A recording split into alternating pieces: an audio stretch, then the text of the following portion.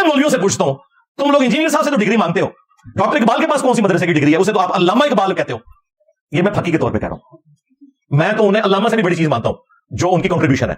لیکن پھر یہ آپ کو کیا بتائیں گے, نہیں جی اچھی بات جس کی بھی لے لیں چاہیے. ہاں یہ تو بات ہم آپ کو سمجھا رہے تھے نا, ڈگریوں کو بعد میں دیکھیں. علامہ اقبال بھائی کسی مدرسے کی ڈگری ہے, وہ ڈاکٹر اقبال ہے, ڈاکٹریٹ انہوں نے کی ہے, گوروں سے علم حاصل کیا ہے, اجمیر شریف سے بغداد شریف سے انہوں نے کوئی علم حاصل نہیں کیا, اور وہ اس بڑے لیول پہ جو پہنچے ہیں وہ مسلمانوں کے معاشرے کے آؤٹ پٹ نہیں تھے, یہ ذہن میں رکھیے گا.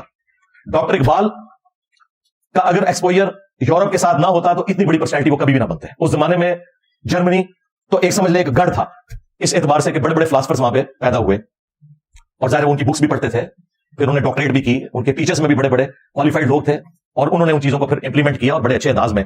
جس طرح آپ دیکھیں میری تعلیم تو ساری میکینیکل انجینئرنگ کی ہے, اسلام تو میرا شوق تھا الحمدللہ. میں نے تمام علماء کی کتابیں پڑھی, تمام فرقوں کے علماء کو سنا, پھر کاؤنٹر ویریفائی کیا بکس کے ساتھ, اور پھر میں نے ایک آپٹیمل سولوشن پبلک کے سامنے رکھا. تو آج بڑے بڑے علماء بھی فیل ہو, کہتے ہیں انجینئر کہاں سے چیزیں نکالتا ہے؟ بھائی وہاں سے نکالتا ہے جہاں سے آپ کو نکال کے بتانی چاہیے تھی, جو لوگ تنخواہیں کھا رہے تھے اس چیز کی. ہماری مثال اس شخص کی سی ہے جو آپ کو آ کے بتاتا ہے کہ دیکھو قرآن میں سورہ البقرہ کی آیت نمبر 279 میں لکھا ہے جو سود کھاتا ہے اللہ اور اس کے رسول کا اعلان جنگ ہے اس کے خلاف عز وجل صلی اللہ علیہ وسلم. اب آپ ہم سے یہ نہ پوچھیں کہ آپ کی ڈگری کہاں ہے, آپ سورہ بقرہ کی آیت نمبر 279 پڑھ لیں, اگر نکل آئے تو مان لیں, اور آپ کہنے لکھی تو یہ, لیکن چونکہ تیرے پاس ڈگری نہیں, میں نے آیت بھی نہیں مانی, تو بھائی آپ کافر ہو جائیں گے. اور پھر ڈگری کی اوقات یہ ہے کہ بریلویوں کی ڈگری جو بندی نہیں مانتے. ہاں کیا جو بندی عوام الناس ڈاکٹر تعلق قادری کو عالم مانتی ہے؟ وہ کہتے ہیں دجال ہے, الیاس قادری دجال ہے. تمہارا جاہل بھی دوسرے فرقے کے عالم کو کہتا ہے گمراہ, یعنی اس کا مطلب ہے تمہارا جاہل بھی اتنا بڑا عالم ہے کہ دوسرے فرقے کے عالم کو بھی گمراہ سمجھتا ہے. اے ٹوٹل تہاڈی کتے دی اوقات تہاڈی ڈگری دی نیچے بچ دی.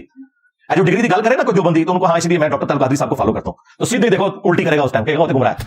اور اگر کوئی بریلوی بات کر رہا ہوں نا ڈگری کی, تو آپ کے میں اس لیے طارق جمیل صاحب کو فالو کرتا ہوں, کہے گا وہ تو گمراہ ہے. اے ٹوٹل اوقات انہوں نے ڈگری دی.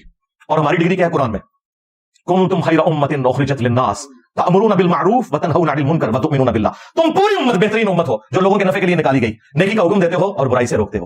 اور اسی چیز کو نبی اسلام نے صحیح بخاری میں بیان کیا, بلغوا عنی ولو آیا, پہنچا دو میری طرف سے خواہ ایک آیت ہی تمہیں آتی ہو. ایک آیت جس کو آتی ہوگی وہ ڈگری والا عالم ہوگا, مجھے بتائیں.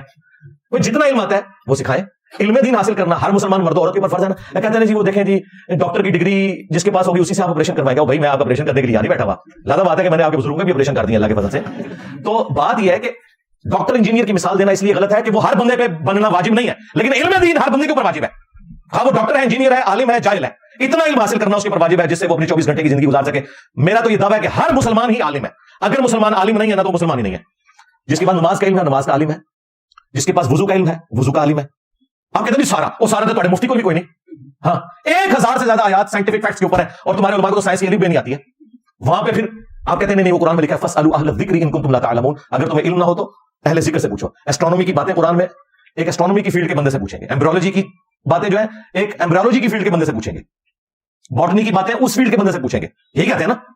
تو بھائی اسی طریقے سے علماء نے بھی صرف نکاح طلاق اس طرح کے مسائل بتانے ہیں, باقی پورے قرآن اور حدیث کے عالم تو علماء بھی نہیں ہے. تو کیا ہم نے کبھی کہا یہ علماء جاہل ہے؟ وہ تو ان کی حرکتوں کی وجہ سے کہتے ہیں نا, یعنی چشتی رسول اللہ شبیر رسول اللہ علیہ مسئلے کہتے ہیں نا جی. ادروائز تو ہم مفتی کہہ کے پکارتے ہیں نا, مولانا تقی عثمانی کہتے ہیں نا, مولانا جو ہے وہ اشرفی تھانوی صاحب کہتے ہیں نا, اعلیٰ حضرت میں کہہ رہا ہوتا ہوں احمد صاحب ریڈوی صاحب, مفتی منیب الرحمان صاحب, تو ریسپیکٹ سے نام لے رہے ہوتے ہیں نا. تو اگر آپ کے ہر چیز کے علم تو ان کے پاس بھی نہیں ہے, تو اس طریقے سے کوئی ڈگری والے معاملات کو لے کے چلنا. تو ڈاکٹر اقبال سے بات شروع ہوئی تھی, تو ڈاکٹر اقبال اگر کوئی بات قرآن و سنت کے مطابق کریں وہ آپ ضرور لے لیں. ڈاکٹر اقبال تو بڑی پرسنالٹی ہے, صحیح بخاری میں حدیث ہے شیطان نے انسانی شکل میں آ کے آیت الکرسی کا وظیفہ دیا تھا. نبی اسلام نے فرمایا اے ابو ہریرہ 3 راتوں سے جو تیرے پاس آ رہا ہے نا وہ شیطان ہے, لیکن بات اس نے سچی کی ہے کہ جو رات کو آیت الکرسی پڑھ کے سو جائے, صبح تک ایک اللہ تعالیٰ فرشتہ اس پہ مامور کر دیتا ہے جو اس کی حفاظت کرتا ہے. تو ہمیں تو اسلام نے یہ کہا کہ شیطان کی بھی سچی بات کی تصدیق کرنی ہے. جامع ترمذی میں ایک حدیث ہے, اسے سپورٹو ابن عباس کا قول بھی شیخ زبیر صاحب نے مشکات المصابیح میں نقل کیا کہ حکمت مومن کی گم شدہ میراث ہے, جہاں سے بھی ملے حاصل کر لو, جہاں سے مرضی حاصل کرو, جہاں سے اچھی بات ملتی ہے آپ اس کو حاصل کریں, یہ آپ کا رائٹ ہے, آپ بالکل حاصل کریں. لیکن آپ یہ قدغن اگر لگائیں گے فلاں کی بات سننی ہے فلاں کی نہیں سننی, تو یہ پھر اس کا کوئی اینڈ نہیں, کیونکہ دوسرے بھی آپ کے بارے میں یہ سمجھتے ہیں کہ آپ کی بات نہیں سننی چاہیے. آپ اوپن رکھیں, آپ کے علمی دلائل میں دیکھیں جو بندہ قرآن و سنت کے مطابق بات کرے. اس لیے دیکھیں میرے سوا آج تک کوئی عالم ایسا نہیں ہے جو کہ سب کو سنو, میں واحد بندوں دی اونلی ون ابھی تک. اور میری ضد میں آ کے تسی تھوڑی جرات کر لو, یہ کہہ دو میری ضد میں آ کے بھی کبھی نہیں کہیں گے کہ سب کو سنو. تو مجھے کیوں نہیں فکر ہے, میں تو کہتا ہوں ان کو سنو, مجھے پتا ہے کہ سنو گے تو میمز ہی بناؤ گے, کیونکہ یہ تو قرآن و سنت تو میں نہیں بتائیں گے, ہم نے آپ کو قرآن و سنت بتایا. ہم اپنے دین کے اوپر اتنے محکم ہیں اور ان دلائل کو اتنا محکم سمجھتے ہیں, ہمیں پتا ہے کوئی خطرہ نہیں. انہیں خطرہ ہے کہ جو انجینئر کو سنے گا ساڑھے باپ تو کیا